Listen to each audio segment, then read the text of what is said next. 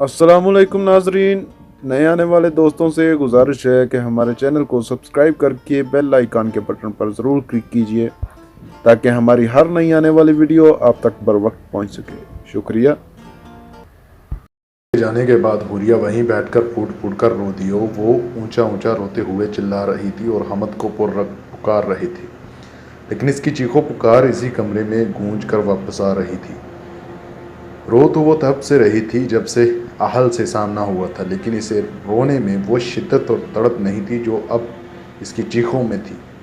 इसका दिल दर्द से फट रहा था और नज़रें इस वजूद को देखने के लिए बेचैन थी जिसकी खातिर इसने यह सारी तकलीफ़ बर्दाश्त की थी। रो रो कर जब हिचकी बन गई तो वो उठी और वज़ू करके नमाज पढ़ने लगी। सारी नमाज इसने बैठकर अदा की क्योंकि खड़े होने की ताकत मफकूद थी। हमद की बीमारी की खबर ने सारी हिम्मत निचोड़ ली थी।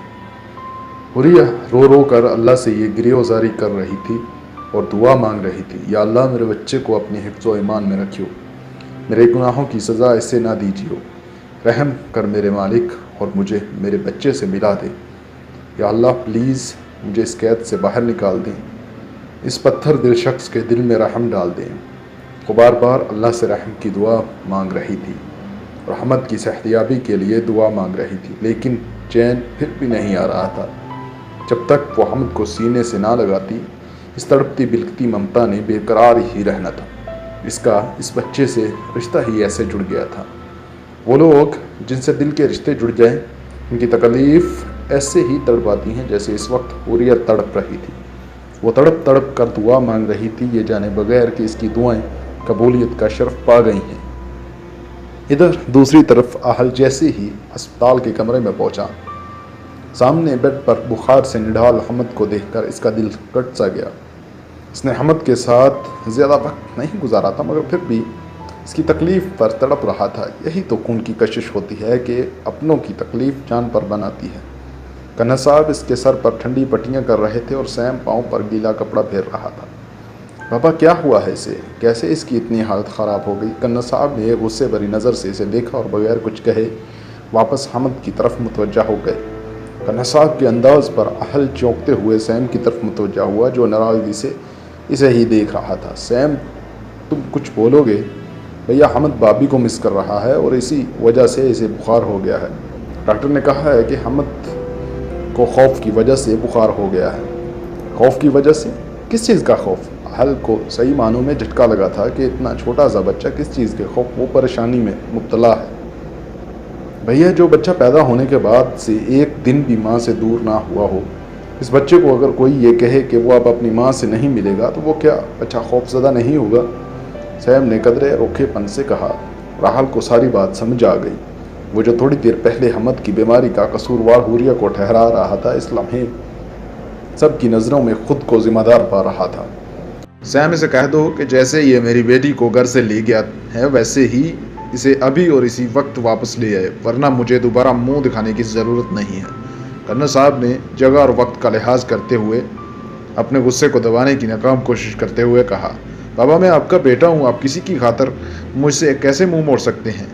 आहल ने सदमे से कहा। वो कोई गैर नहीं है, वो मेरी बेटी है, मेरे घर की इज्जत है और मेरे वारिस की माँ है, और मुझे बिल्कुल वैसे ही अजीज़ है जैसे कि मेरी सगी औलाद। मैं ये नहीं पूछूंगा कि इसका कसूर क्या था जो तुम्हें इसे रात और रात कहीं छोड़ा। मुझे इस पर पूरा यकीन है कि वो बच्ची कुछ गलत कर ही नहीं सकती, इसलिए मैं तुम्हें आखिरी वार्निंग दे रहा हूँ कि आज रात से पहले वो मुझे यहाँ चाहिए। भैया प्लीज़ भाभी को ले आएँ, हमद की खातिर, हम सब की खातिर। हम इनके बगैर नहीं रह सकते। हमद की हालत तो आप देख ही रहे हैं। सैम ने अपनी नाराज़गी एक तरफ रख कर आहल से दरख्वास्त करते हुए कहा। तभी हमद बेहोशी में रोने लगा और मामा मामा पुकारने लगा। जैसे ही इसके बुखार की शिद्दत में कुछ कमी आती, वो रो रो कर फिर से अपनी हालत ख़राब कर लेता। इसकी हालत को देखते हुए कुछ सोचकर आहल अस्पताल से बाहर आ गया। आहल एक बार फिर इंतहाई बेबसी और गुस्से की हालत में हुरिया के पास आया। इसे देखते ही हुरिया अपनी जगह से उठी और तेज़ी से इसके पास गई और कहने लगी, हमद कैसा है, क्या हुआ है इसे? प्लीज़ मुझे इसके पास ले। हुरिया ने आहल के आगे हाथ जोड़ते हुए कहा। आहल ने इसके बंधे हाथों को पकड़ा और कदरे ज़बत से कहा, میں تمہیں اس کے پاس تو لے جانے آیا ہوں۔ روتے ہوئے تمہیں پکار رہا ہے۔ ہائے میرا بچہ۔ آہل کی بات سن کر حوریہ کے ہونٹ ہلے۔ آواز تو اچانک سے اس کے گرفت سخت ہونے کی وجہ سے گلے میں ہی کہیں دب گئی۔ آہل کے تیور دیکھ کر حوریہ کو خطرے کی گھنٹیاں بجتی سنائی دی۔ لیکن تمہیں اس سے پہلے مجھ سے نکاح کرنا ہوگا۔ دل ہی دکھاتے ہو جو کبھی مل جاتے ہو۔ آہل کی بات نے حوریہ کو حیرانیوں کے سمندر میں دھکیل دیا۔ وہ کچھ بھی ایکسپیکٹ کر سکتی تھی، لیکن اس انسان کے منہ سے اپنے لیے ایسی پیشکش نہیں۔ اس نے آہل کے ہاتھوں سے اپنے ہاتھ نکالتے ہوئے کہا، یہ آپ کیا کہہ رہے ہیں؟ ایسا نہیں ہو سکتا۔ میں یہ نہیں کر سکتی، آپ سے نکاح بالکل بھی نہیں کر سکتی۔ کیوں؟ مجھ سے نکاح کیوں نہیں کر سکتی؟ آج تک تو بغیر نکاح کے میرے بیوی بن کے رہ رہی تھی، تو اب نکاح کر کے بیوی بننے میں کیا تکلیف ہے تمہیں؟ نہیں، کبھی نہیں، مجھے نہیں آپ کی بیوی بننا۔ I just hate you۔ حوریہ کے انکار نے آہل کو بری طرح سلگایا۔ اسے شدید حدت کا احساس ہوا۔ میں بھی تمہارے عشق میں پاگل ہو کر نکاح کا پیغام نہیں دے رہا، بلکہ اپنے بیٹے کی خاطر مجبور ہو کر یہ نکاح کر رہا ہوں۔ اسے تمہاری ضرورت ہے اور میں تمہیں اسے ایسے ہی یہاں سے باہر نہیں نکال سکتا۔ کیوں نہیں لے جا سکتے آپ؟ پہلے بھی تو میں ادھر ہی رہتی تھی۔ پہلے کسی کو تمہاری سچائی کا بھی تو پتہ نہیں تھا۔ میں تم پر اعتبار نہیں کر سکتا۔ میں تمہیں یہاں سے باہر لے کر جاؤں اور تم اپنے ساتھیوں سے رابطہ کرو۔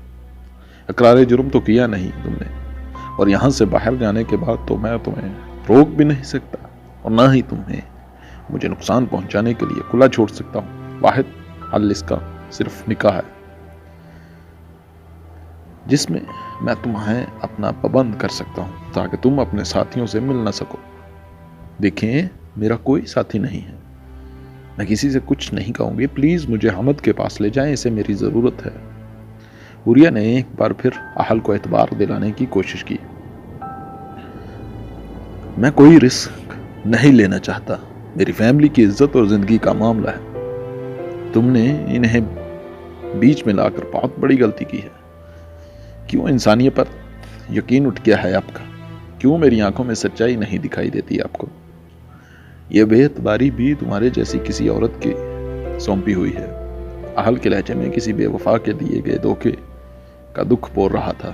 اس کی انجیل چہرے پر ہائے وہ زپور آنکھیں۔ آہل نے حوریہ کی آنکھوں پر اپنے ہاتھ کا انگوٹھا پھیرتے ہوئے انتہائی سختی سے کہا، اور یہ آنکھیں یہ تو جادو کر دیتی ہیں، جھوٹ بولتی ہیں یہ آنکھیں۔ عرصہ ہو گیا میجر آہل رضا نے ان سے کلام کرنا ہی چھوڑ دیا۔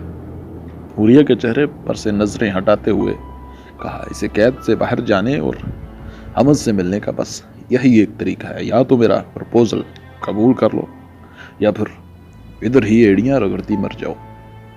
اور بس یہی ممتا کے ہاتھوں مجبور ہو کر اس نے ہار مان لی۔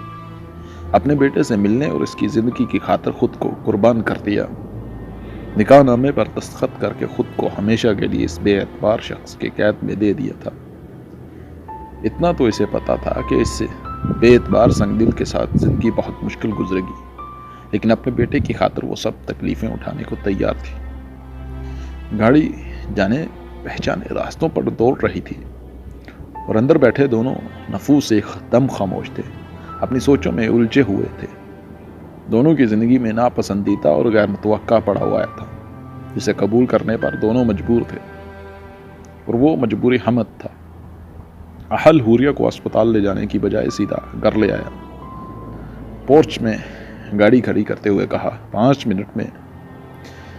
منٹ ہیں تمہارے پاس، جلدی سے جاؤ اور اپنا حلیہ ٹھیک کر کے آؤ، ہمیں ابھی اسپتال جانا ہے۔ حوریہ کو تیار ہونے کا کہہ کر خود موبائل پر مصروف ہو گیا۔ حوریہ نے فوراً حکم کی تعمیل کی اور جلدی منہ دھو کر کپڑے بدل کر آ گئی، لیکن پھر بھی اس کے چہرے پر گزری قیامت کے آثار سب تھے۔ بے تحاشا رونے کی وجہ سے اس کی آنکھیں سوج چکی تھیں اور ناک سرخ ہو چکی تھی۔ گاڑی اب اسپتال کے راستوں پر دوڑ رہی تھی۔ حمد سے ملنے کی خوشی اور اس کی بیماری کی تکلیف نے اسے اپنے سارے درد بلا دیے تھے۔ یاد تھا تو بس اتنا کہ وہ اب اپنے بیٹے کو دیکھ سکے گی، اسے پیار کر سکے گی، وہ بس اتنے میں ہی خوش تھی۔ زندگی سے زیادہ کی خواہش تو کبھی اس نے کی ہی نہیں۔ لیکن زندگی کب ہماری خواہشات کے تابع ہے؟ وہ تو ہمیں وہی عطا کرتی ہے. تو ہماری تقدیر میں لکھا ہوتا ہے وہ ہمیں وہی عطا کرتی ہے جو ہماری تقدیر میں لکھا ہوتا ہے.